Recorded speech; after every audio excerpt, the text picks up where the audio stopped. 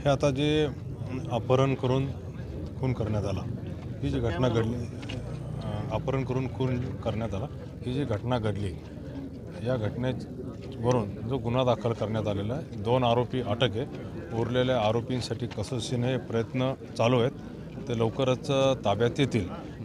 आणि संक्षिप्तपणे सांगायचं म्हटलं तर याला काही गावकऱ्यांनी, काही पोलीस अधिकारी, एक PSI त्यांच्यावर काही आरोप केले होते. थोडंसं आम्ही थोडक्या कालावधीत चौकशी केली, त्यांना सस्पेंड करण्यात आलेलं.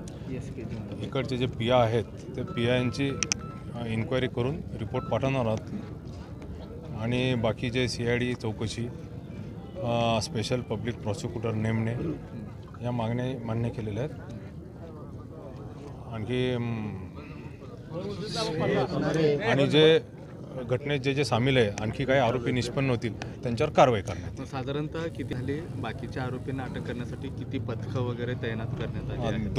दोन आरोपींना अटक करण्यात आलेली आहे. जे काही महत्त्वाचे आरोपी आहेत त्यांच्यासाठी 2 पथकं रवाना झालेली आहे. ती 2 पथकं स्पेशल क्राईम ब्रँचचे रवाना झालेली आहेत आणि बाकीचे स्थानिक पोलीस स्टेशनचे आणि धाराशिव जिल्ह्याचे काही पोलिसांची आम्ही मदत घेत आहोत. थँक्यू.